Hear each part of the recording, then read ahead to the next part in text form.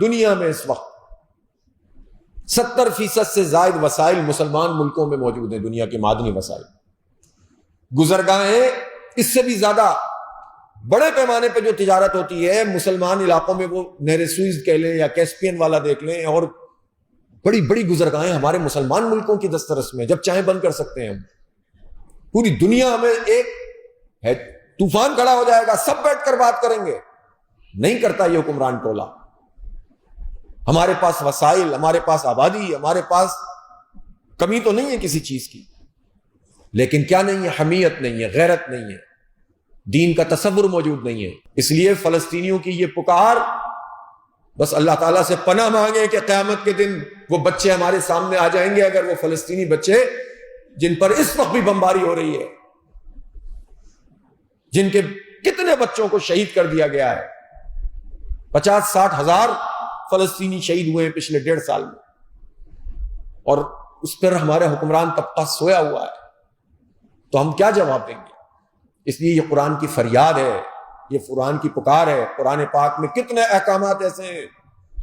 جو بہت واضح ہیں، دو ٹوک ہیں، معیشت کے اعتبار سے، سیاسی اعتبار سے، جہاد اور قتال کے لیے، سب معطل ہوئے ہیں، اس لیے کہ نظام موجود نہیں ہے۔ سسٹم کے اوپر وہ لوگ قابض ہیں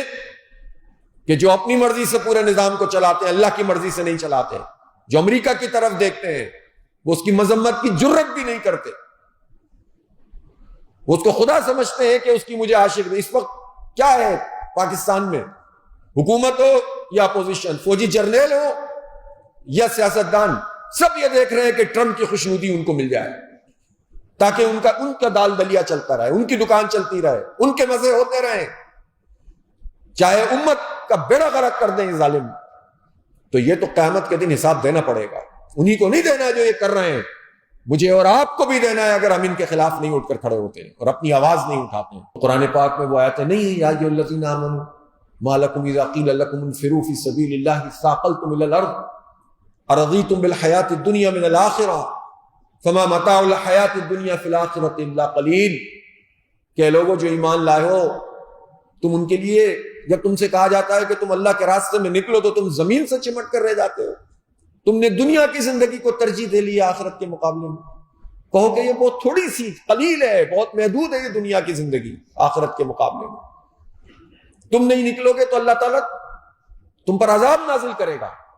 اب میں اور آپ نہیں نکل سکتے ہیں اس طرح انفرادی طور پر، اس کے لیے کیا چاہیے؟ اس کے لیے جو ہمارے حکمران ہیں، جو ہماری فوجیں ہیں، ہمارا نظام ہے جن کے ہاتھ میں، ان پہ ہماری دسترس ہونی چاہیے۔ ہم کرتے رہیں، ہم مرتے رہیں، ہم دعائیں کرتے رہیں، اور جن کے ہاتھ میں اختیار ہے، اقتدار ہے، جن کے پاس اسلحہ ہے، جن کے پاس بم ہے، جن کے پاس میزائل ہیں، وہ مسلمانوں کے لیے استعمال نہیں ہو رہے ہوں، وہ کافروں کی مدد کے لیے استعمال ہو رہے ہوں، وہ طاغوت کے اعلی کار بنے، وہ امریکہ کہے کہ ہماری مدد کرو افغانستان پہ حملے کے لیے، تو ہمارے فوجی جرنیل اس کے لیے پورا ملک بیچنے کے لیے تیار ہو جائیں، اور ہم تماشا دیکھیں، ہم کہیں ہم تو قرآن پڑھ رہے ہیں، ہم تلاوت کر رہے ہیں۔ تو یہ قرآن حجت بنے گا قیامت کے دن کہ میری آیات بہت واضح تھیں، میرا پیغام بہت واضح تھا، لیکن دنیا میں اس ظلم کے مقابلے میں یہ امت سوتی رہی،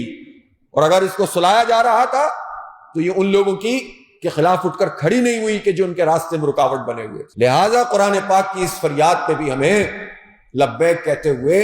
اس کو سمجھنے کی بھی ضرورت ہے، اور اس کے نظام کو غالب کرنے کی جد و جہد کرنے کی ضرورت ہے۔ اس کے احکامات جو معطل ہو چکے ہیں انہیں بحال کرنا ہے، اگر نہیں کریں گے تو قیامت میں جواب دینا پڑے گا۔ اس لیے کہتے ہیں کہ دین یعنی نظام زندگی اسلام کے مطابق ہو، اس کا قیام قرآن کی روح سے یہ فرض